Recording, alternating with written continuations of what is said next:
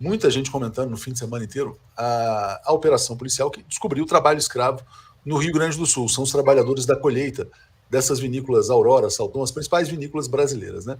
207 escravizados no Rio Grande do Sul, tortura com choque elétrico, spray de pimenta, né? Essa é a história do espumante brasileiro. Diga, Marcelo. Pois é, são vinícolas consideradas que aí querem tirar o corpo fora, porque contrataram uma empresa terceirizada, lá em Bento Gonçalves. E não era só na vinícola, não, pelas informações do site do Ministério Público do Trabalho, também tinha abatedor de frango no meio desses 200 e poucas pessoas que foram resgatadas. Tá? Aí as vinícolas agora querem lavar as mãos. Não tem como lavar as mãos. Não tem como. Terceirizar a contratação por uma empresa que o dono já teve outra empresa que já teve problema e agora querem sair fora. As vinícolas vão ter que responder.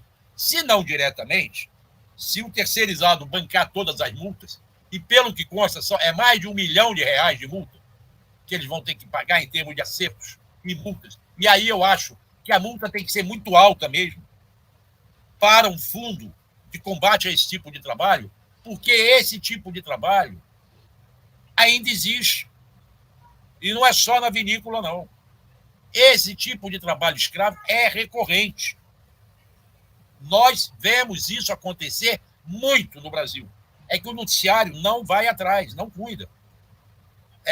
Nesse caso, houve uma denúncia. 3 ou 4 conseguiram fugir, conseguiram chegar a Porto Alegre, e em Porto Alegre denunciaram a Polícia Rodoviária Federal. E aí montou-se o esquema e foi-se lá em Bento Gonçalves e foram 207 trabalhadores. Todos, a maioria vinda da Bahia, foram buscados na Bahia. Já chegaram à Bahia, já foram mandados novamente para a Bahia. Na sexta-feira à noite, eles saíram em ônibus. Só 12 ficaram no Rio Grande do Sul porque preferiram ficar no Rio Grande do Sul. O problema é que você não pode jogar a responsabilidade na mão da empresa que você contrata. E agora as vinícolas tacaram gotas de sangue dentro do vinho dela. Elas queiram ou não, elas vão ter que fazer um belo trabalho de marketing e de convencimento para limparem seus nomes. Está sujo de sangue os vinhos, as marcas de vinhos dessas 3 vinícolas. Vinhas da ira, como diz aqui o Rui Porto Fernandes. Deixa eu só compartilhar aqui. Ó. Isso aqui era a condição em que eles dormiam, né? O Fábio Alperovitch, que é um cara do mercado financeiro, ele fala assim: spray de pimenta, comida estragada, jornada de 15 horas forçada, tortura, aprisionamento. A Aurora Salton Garibaldi, né? Venda de alimentos a preços abusivos aos funcionários, que criava endividamento e dependência financeira, que os mantinham forçosamente vinculados aos empregadores. 200 pessoas resgatadas nessas condições, né? E aqui, as empresas, como sempre, alegam que nada sabiam, refutando as alegações e tal. É inadmissível que empresas escondam-se atrás de suas cadeias de suprimento para fomentar práticas criminosas e violações de direitos humanos, né?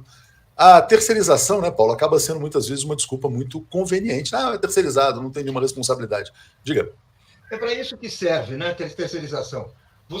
Na medida em que os trabalhadores vão conseguindo conquistas, obtendo direitos, salários melhores, o capitalismo reage, criando subterfúgios, criando formas de escapar dessas conquistas. A terceirização é a maior porque é aquela que pretende ser a mais completa, né? Você não contrata um trabalhador, você contrata uma empresa que vai explorar o trabalhador por você. E aí você fica livre dos processos, você fica livre das denúncias, você não tem a responsabilidade por isso.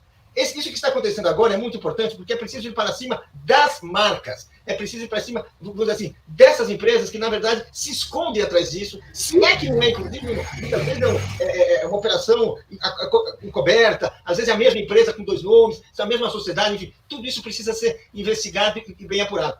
E cabe também à sociedade denunciar a empresa que explora trabalho escravo, boicotar esses produtos, que é a única forma de você acabar punindo empresas que realmente, assim, é uma excrescência de séculos, né? A gente imaginar num país que foi o último a abolir a escravidão na América, né?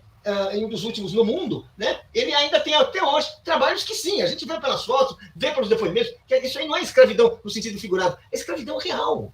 É você dormir em condições imundas, é você não ter direitos, é você obter um regime de trabalho que não tem a ver com a legislação do país, ilegal, criminoso, ou seja, é um momento assim, e vamos combinar, é uma tradução perfeita do bolsonarismo e dessa etapa em que a gente vive em vários países do mundo, mas no Brasil, desde o governo Temer, atenção, desde o governo Temer, em que há um estímulo à regressão social, à quebra de direitos, a desrespeito à consolidação das leis do trabalho e todos os subterfúgios para empobrecer o trabalhador e aumentar a sua exploração. O resultado está aí.